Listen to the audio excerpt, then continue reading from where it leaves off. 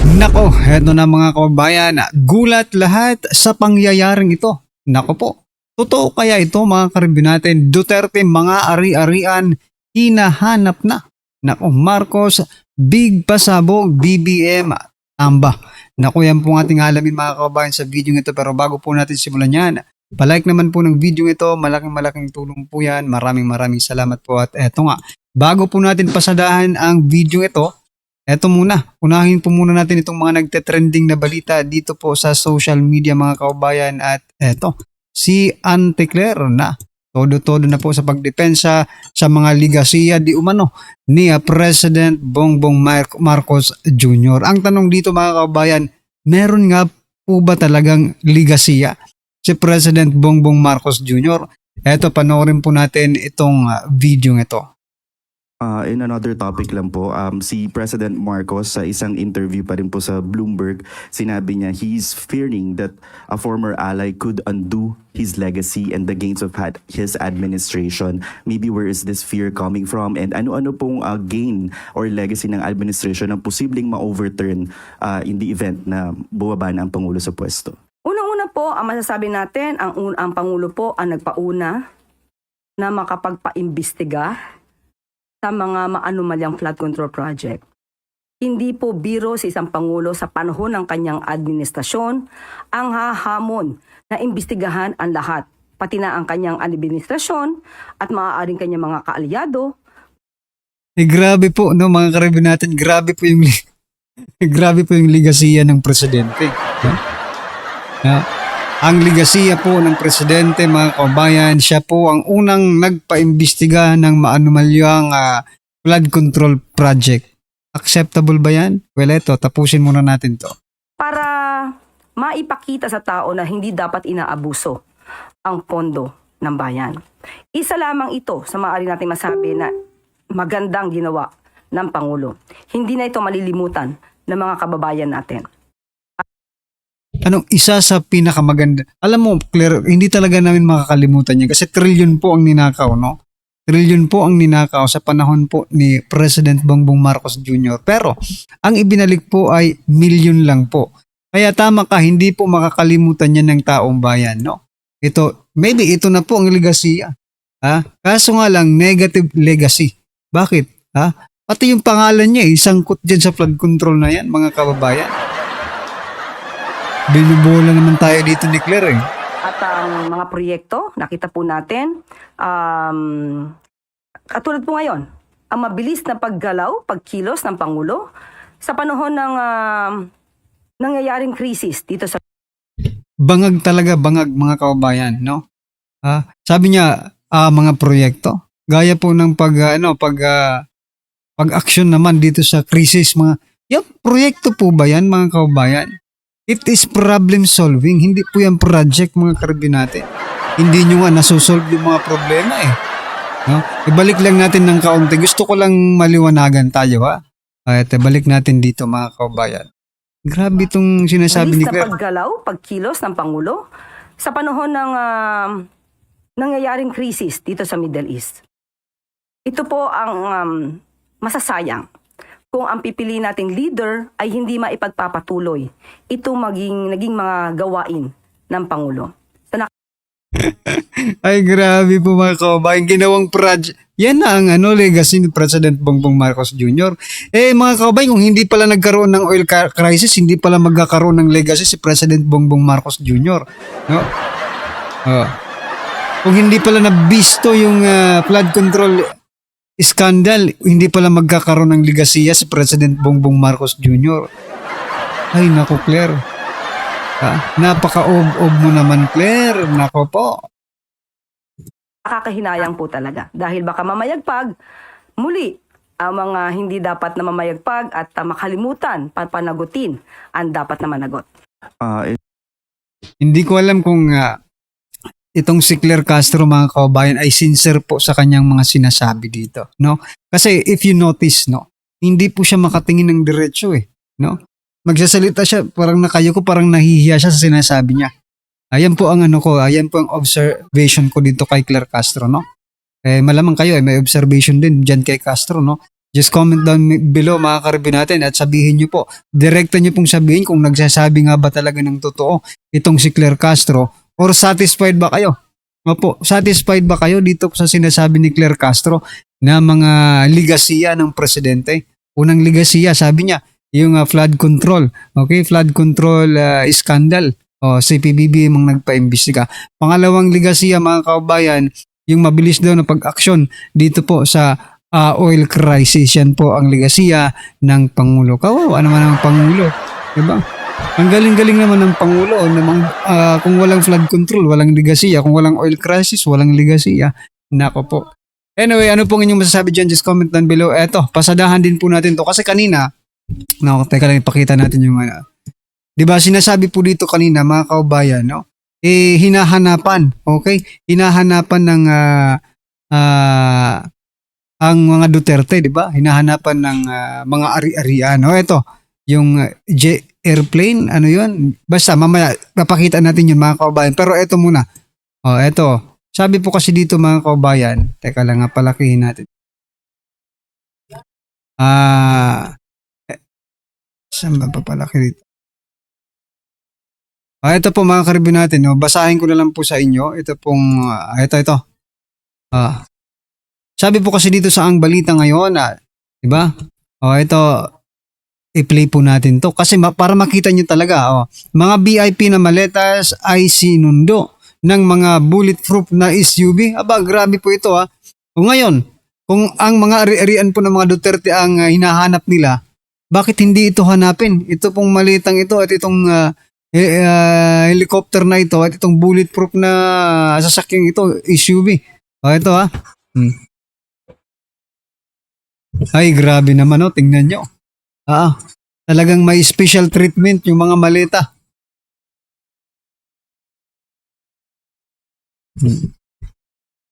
So, nung unang araw mga kabayan, itong si Atty. Baligod ay nagpakita po ng pagbibilang ng mga maleta. Ngayon naman po, pagbubuhat ng maleta mula sa helicopter, papunta naman po dito sa bulletproof na SUV mga karibin natin. So, what I'm trying to point out dito, bakit hindi pa ito agarang imbestigahan ng Blue Ribbon Committee? Bakit iniisnab lang ito ng mga hinayupak, mga kabayan? Diba? Bakit? Bakit?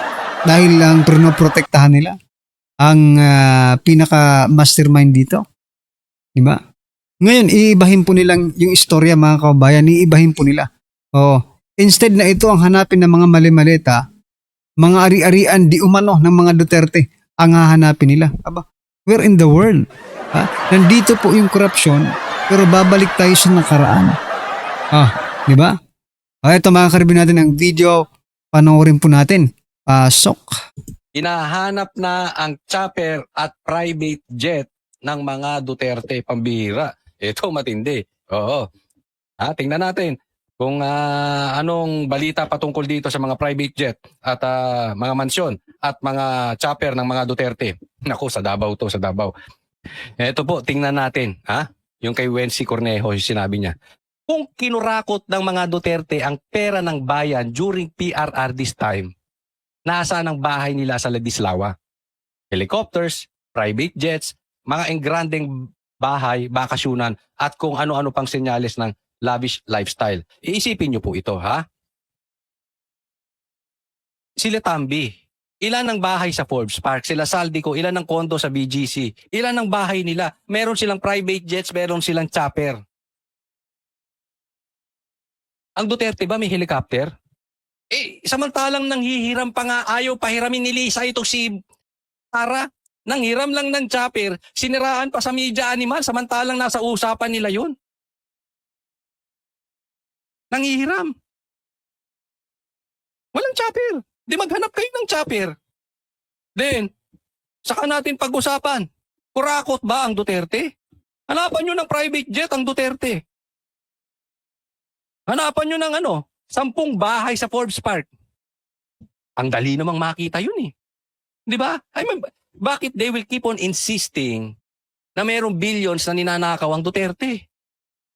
If there are billions na ninakaw ng mga Duterte, dapat kita sa bahay, sa sasakyan, sa chopper, sa private jet. Wala po eh. Wala po. Ilang beses na naming na-meet si PRRD. Among kotse niya, first time na na-meet namin siya, pick up. Bulok-bulok pa. Totoo yan, hindi ko kayo binibiro. Yung mga pangalawa, pangatlo, kotse niya, I'm not sure, pero parang lumang Fortuner. Di ba? Naging presidente to. Ang tagal mayor nito. Oh. Alam nyo, baka sabihin nyo, pinagtatanggol mo lang, Coach Oli. Yun yung nakita namin eh. Kasi makikita naman namin sa parking lot kung meron talaga mga magagarang kotse. Diba? Nagkita kami sa isang lugar na maliit lang yung parking lot, andoon lahat ng sasakyan. Pati sasakyan ng bodyguard. Ay, nako. Magaganda pa yung kotse ni Banat Bay tsaka nung mga Banateros eh. Totoo. Ngayon, pwede kayo hindi maniwala sa akin, di ba? Pero tingnan nyo nangyari. Yung taong bayan tiwala sa Duterte. Kasi kung magnanakaw si PRRD, si BP Sara, siguro binibitay na ng taong bayan ngayon. Isipin mo yung sobrang pagmamahal ng taong bayan kay PRRD. Nag-overflow, nakinabang si BP Sara. I'm sorry BP Sara, but I know this is your accomplishment also, but kay BP Sara because of PRRD. Even nga si Bongbong Marcos nakinabang sa pagmamahal ng taong bayan kay PRRD. Hindi naman magiging presidente ito kung hindi mahal ng taong bayan si PRRD. Nagtandem lang sila ni BP Sara. Kung tumuloy tumuloy presidente si BP Sara, presidente na si BP Sara, ni hindi mauungusan ni Bongbong Marcos si Leni. Hindi niya mauungusan. Di ba, remember, hindi nga siya nanalong vice president kay Leni. Kaya kung yung pinaparatang nila na may mga ninakaw na corruption na ang mga Duterte na mga billions, asa ng bahay sa Forbes? Magagarang bahay, asa ng chopper, asa ng private jet. Hindi mo basta lalabas kung billions ang ninakaw ng Duterte. Una, lalabas, merong magagarang pag-aari yan. Bakit walang mapakita itong gobyerno natin? Ang tagal ng hinahanapan ng billions na nakaw ni Trillanes ang Duterte, wala pa siyang nakikitang bahay na maayos-ayos, na medyo makikita natin ba nasa ano to? Kalahating milyon. Yung ganun ba? Ang daling hanapin nun. Private jet, ang dali niyong hanapin yan. Oh. At saka, kung magnanakaw ang Duterte, again, hindi siya pagkakatiwalaan. Kaya nga grabe tayo ngayon eh. Kaya nga dumadaan tayo sa sobrang politika ngayon. It's because of the power of Duterte, of PRRD. Dahil ayaw nilang maupo si Sara. At yun ay dahil kay PRRD. So sobrang tiwala, pambihira. Magtitiwala bang taong bayan? Alam niyo mga karibin natin, bakit rin maingay ngayon ang taong bayan, no? Bakit maingay ngayon ang taong bayan? Dahil na-experience po, iba po yung na-experience nila noong 6 na taon ni former President Duterte at sa nai-experience natin ngayon, no, 4 na taon pa lang kay President Bongbong Marcos Jr. Kasi talagang aangal ka talaga. Aangal ka talaga. Bakit? Napakalaki po ng agwat, no, ng pamumuno nilang dalawa. So, kung nasanay ka sa 6 na taon na ganito po ang nangyayari sa buhay mo, siyempre, you are not comfortable sa mga nangyayari ngayon. Diba? Kaya magsasalita talaga ang taong bayan. No? Kahit sabihin pa natin, may mayaman kami, may kaya kami, di ba? Pero ganun pa rin. Iba ang pamumuhay nyo noon sa pamumuhay nyo ngayon. Malaki po ang pagkakaiba. Hanggang saan akong kurako tong si ang Duterte? Nakikita nyo po. Wala silang mapakitang ebidensya. Sakto tong sinabi ni Wency. Wala man lang kayong makitang bahay na maayos? Wala kayong masilip? Tagal nyo nang sumisilip eh. Tagal nyo na nang bubutas, wala pa rin kayong mabutas.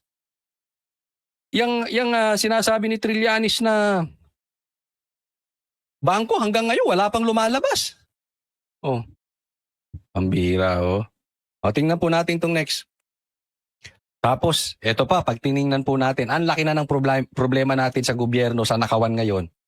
Tapos isa pang pahirap to.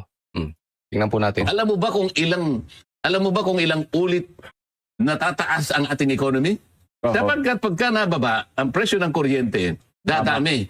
Ayan. Ito sinasabi ni Marcoleta rito, tanggalin na natin yung VAT sa kuryente. Epektibo. Bakit epektibo? O eto, tataas ang ekonomiya natin. Paano? Ang magninegosyo. Yung manufacturing lang. Yun naman existing na negosyo dito, Oho. lalong makakapaggawa ng mas maraming Baka mag-expand pa produkto. sila. Yung serbisyo, lalong ano. Sa mga tweet, dadami ang negosyo, tataas ang output ng negosyo, Pati trabaho. dadami ang trabaho. Ayan. Ito yung sinasabi natin kanina. Yung investor, papasok. Kasi maganda ekonomiya. Dapat yan, ginagawa ng paraan. Hindi, nagpapatutsada lang si Claire. That is a totally different story. Diba? Itong isa, may ginagawang paraan, paano aasenso Pilipinas. Yung isa, sinasalag lang yung tatama kay Bongbong Marcos para ibato kay PRRD. Hindi po aasenso ang Pilipinas sa ginagawa ni Claire na ganyan. Ito, tanggalan mo VAT. Kaya nga hindi ko maintindihan ito. Itong si Mr. Batman na itong Recto, ayaw niyang tanggalin, ayaw niyang bawasan yung mga VAT. Hindi. Hindi nila talaga babawasan yan. No, Coach Oli, hindi po nila babawasan yan. Bakit? Diyan po sila kumukuha ng, kumbaga, yan po ang ginagawan ng gatasan, di ba? So, kapag nawala yan, wala na silang makukurakot, no? O, bukod po sa tax na binibigay ng taong bayan, ito pong mga VAT, ito mga value-added tax, no?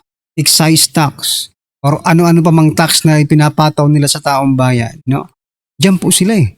Diyan po sila nabubuhay. Okay? Kapag nawala yan, wala na silang masyado ng halata ang kanilang mga pagnanakaw, diba? Kasi isa na lang po ang pagnanakawan nila, yung kaban na lang talaga, yung people's money na lang talaga, yung taxpayers money na lang talaga, diba? Which is napakalaki po niyan, mga kababayan. Okay? Well, anyway, ano po ang inyong opinion, reaction patungkol po rito, mga karibin natin? Just comment down below. At syempre, huwag pong kalimutang i-like at i-share na rin po ang video ito. Malaking tulong po yan. Maraming salamat po.